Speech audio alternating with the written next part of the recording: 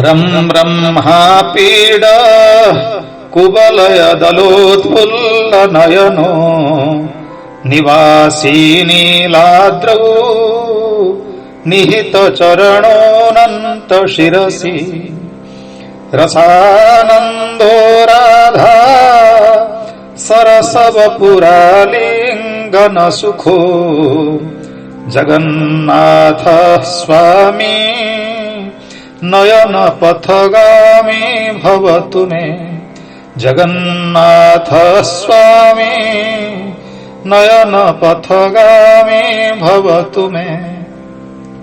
हरि ओम। भक्ति तरंगिणी में आप सभी सुधीजनों का सादर स्वागत है। पिछले अध्याय में भक्ति सूत्र के दूसरे सूत्र के विषय में चर्चा प्रारंभ हुई थी, जो इस प्रकार है। सा तो अस्मिन् परम प्रेम रूपा, सा नाम भक्ति, वह भक्ति कैसी है ना परम प्रेम रूपा है। भगवान के प्रति अनन्य प्रेम हो जाना ही भक्ति है। ज्ञान कर्म आदि साधनों के आश्रय से रहित और सब ओर से इच्छा शून्य होकर चित्त वृत्ति अनन्य भाव से जब केवल भगवान में ही लग जाती है, भगवान में संलग्न हो जाती है, जगत के समस्त पदार्थों से सुख साधनों से भी चित्त हटकर एकमात्र अपने परम प्रेमास्पद भगवान में लगा रहता है, उस स्थिति को अनन्य प्रेम कहते हैं। प्राचीन समय से सभी आचार्यों ने परमेश्वर में दृढ़ प्रेम को ही भक्ति कहा है। आइए कुछ शास्त्रों से उदाहरण के रूप में हम उन्हें ले सकते हैं। नारद पांचरात्र, इस शास्त्र में कहा गया है कि अनन्य ममता विष्णु ममता प्रेम संगता भक्तिरित्युच्यते भीष्म प्रह्लाद उद्धव नारदैः। अर्थात प्रह्लाद, उद्धव एवं नारद जी कहते हैं कि भगवान पूर्णतया अपने ही है। यह अनुभूति एवं पूर्ण अधिकार पूर्वक ईश्वर के प्रति यह प्रेम भावना ही भक्ति है। विष्णु अनन्य ममता, विष्णु में या परमेश्वर में भगवान के प्रति अनन्य ममता यानी मेरा अपन, ममता मतलब मेरा अपन, भगवान मेरे ही है, यह सोचना, यह मान लेना ही भक्ति है। पुनश्च नारद पांचरात्र में पुनः कहा गया है कि सर्वोपाधि विनिर्मुक्तम तत्परत्वेन निर्मलम हृषिकेण हृषिकेश सेवनम भक्तिरुच्यते। अर्थात सर्व उपाधि विनिर्मुक्तम, सभी उपाधियों से यानी कि जाति, गुण, क्रिया, संज्ञा, पद एवं नाम आदि से मुक्त होकर, इन सभी से ऊपर उठकर ईश्वर की सन्निधि द्वारा तत्परत्वेन, ईश्वर की सन्निधि द्वारा निर्मल इंद्रियों से, इंद्रियों के प्रभु ऋषिकेश, ऋषिका नाम ईश्वर, ऋषिका का मतलब है इंद्रियों का जो प्रभु है वो ऋषिकेश या परमेश्वर की सेवा करना ही भक्ति है। यानी कि जाति, गुण, क्रिया, संज्ञा, पद और पदवी, नाम, यश, इन तमाम बातों से मुक्त होकर, इन तमाम बातों से ऊपर उठकर ईश्वर की सन्निधि द्वारा निर्मल इंद्रियों से, इंद्रियों के प्रभु ऋषिकेश या परमेश्वर की सेवा करना ही भक्ति है।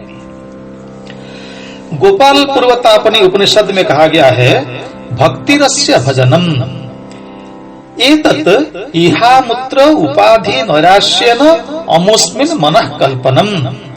यहाँ भक्ति की परिभाषा किस तरह से दी गई है ना, अस्य भजनम भक्ति, अस्य यानी कि ईश्वर का, भगवान का भजन करना ही भक्ति है, भजन ही भक्ति है। इहलोक एवं परलोक, इहामुत्र, इहलोक एवं परलोक के भी कोई लोभ, इच्छा, इन आदियों से, लोभ, इच्छा, लाभ, इच्छा आदि तमाम बातों को त्याग कर उन्हीं परमेश्वर में मन कल्पनम अर्थात मन निबद्ध करना, चित्त केंद्रित करना ही भक्ति है। तो पुनः नारद पांचरात्र, ये शास्त्र फिर से आता है और अति सुंदर शास्त्र है।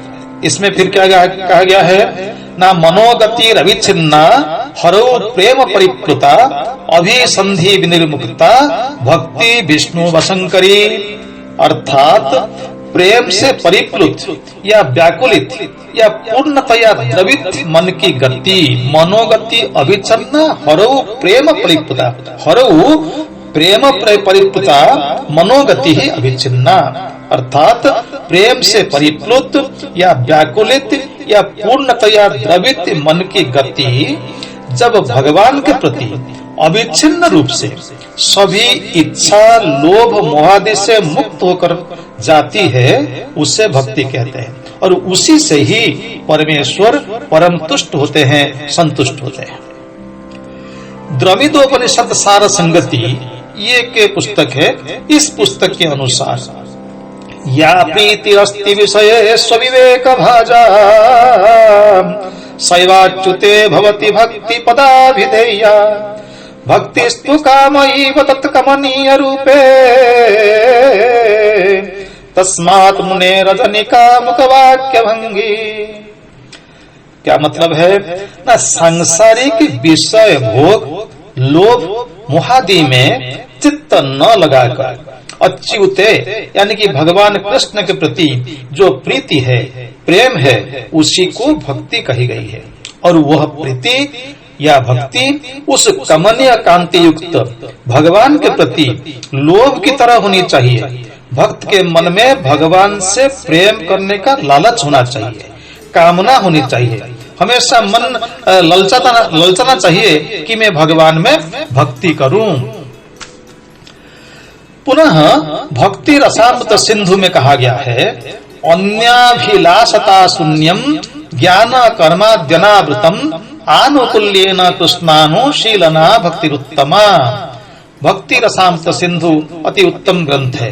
उसमें कहा गया है, अन्याभिलषिता शून्यम ज्ञान कर्माद्यनावृतम, किसी दूसरे अभिलाष से रहित होकर ज्ञान और कर्म से परे केवल और केवल भगवान कृष्ण में अविच्छिन्न रूप से मन लगाना, उन्हीं को ही प्रेम करना उत्तम भक्ति कहलाती है। भक्ति उत्तमा, कृष्ण अनुशीलना उत्तमा भक्ति, कृष्ण को प्यार करना, प्रेम करना ही उत्तम भक्ति कहलाती है। पुनश्च उसी भक्ति रसामृत सिंधु में कवि कहते हैं कि इष्टे सारसिको रागः परमाभिष्टता भवेत् तन्मय्या भवेत् भक्ति सात्वरागात्मिका स्मृता। इष्टे स्वारसिको रागः परमाभिष्टता भवेत् तन्मय्या भवेत् भक्ति सात्वरागात्मिका स्मृता। क्या मतलब है ना, अपने इष्ट देव के प्रति जो प्राकृतिक या वास्तविक श्रद्धा या अनुराग जब परिपक्वता को प्राप्त करता है, परिपक्व हो जाता है, उसे रागात्मिका भक्ति कहते हैं।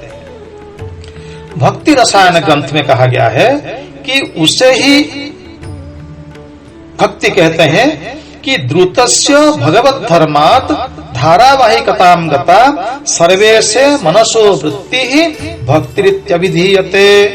अर्थात भगवत धर्मात् मनसः वृत्ति ही सर्वेशे द्रुतस्य धारावाहिकतां गता सा भक्ति इति अभिधीयते। भगवान का स्मरण करते हुए, भगवान की सेवा में रहते हुए जब मन की वृत्ति या व्यवहार या मन का आचरण सर्वेशे यानी कि सर्व ऐश्वर्यवान परमात्मा में तीव्र गति से पहुंचता है, यानी मन पूर्णतया भगवान में संयुक्त हो जाता है, उसे भक्ति कहते हैं। भगवान शंकराचार्य अपने विवेक चूड़ामणि पुस्तक में कहते हैं, मोक्ष कारण सामग्र्याम भक्तिरेव गरीयसी स्वस्वरूपानुसंधानम भक्तिरित्यभिधीयते स्वात्म तत्वानुसंधानम भक्तिरित्यपरे जगुः। विवेक चूड़ामणि में 31वां और 32वां श्लोक। मोक्ष कारण सामग्र्याम भक्तिरेव गरीयसी, यानी कि मोक्ष प्राप्त करने के लिए जितने भी साधन है उनमें से भक्ति ही सर्वश्रेष्ठ है। मोक्ष कारण सामग्र्याम, मोक्ष प्राप्त करने के लिए जितने भी साधन है, जितने भी कारण है, उनमें से भक्ति ही सर्वश्रेष्ठ, भक्ति एवं गरीयसी, भक्ति सर्वश्रेष्ठ साधन है। और क्या? स्वस्वरूपानुसंधानम भक्ति विधीयते। स्वस्वरूप अनुसंधानम यानी कि मैं कौन हूँ, मैं क्या हूँ, अहम कह, मेरा परिचय क्या है, ये जब अनुसंधान करते हैं, खोजते हैं, परमात्मा की खोज में जब चित्त संयुक्त हो जाता है, चित्त लग जाता है, संलग्न हो जाता है, उसे भक्ति इति अभिधीयते, उसे ही भक्ति कहते हैं। फिर यमुनाचार्य जी कहते हैं कि दर्शनम परभक्ति स्यात्, परज्ञानम तु संगमः, पुनर्विश्लेष भीरुत्वम परमा भक्ति उच्यते। अर्थात भगवान का दर्शन मिलना उच्चतर भक्ति है। जब भक्त भगवान का दर्शन कर लेता है उसको उच्चतर भक्ति कहते हैं। और परमेश्वर से मिलना ना, संगम है, परमेश्वर के प्रति जो संगम है या उनसे मिलना है, वो परज्ञानम होता है, वो परज्ञान होता है। भगवान से मिलन के उपरांत पुनर्विश्लेष भीरुत्तम, और भगवान से मिलने के उपरांत, भगवान के दर्शन के उपरांत उनसे जुदा होने पर या उनसे अलग होने का जो डर होता है, व्याकुलता होती है, वो परमा भक्ति उच्यते, वो परमा भक्ति कही जाती है, वो श्रेष्ठतम भक्ति कही जाती है, वो श्रेष्ठतम भक्ति होती है। अस्तु, आज यही वाणी को विराम देते हैं। भक्ति की और कुछ परिभाषा एवं उदाहरण आगामी कड़ी में पुनः उपस्थापित करेंगे। आज यही से विदाई लेते हैं। अब शांति पाठ। ओ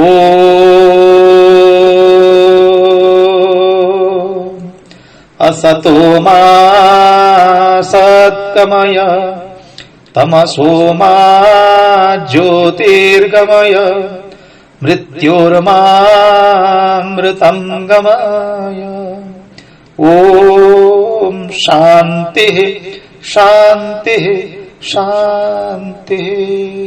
हरि ओम।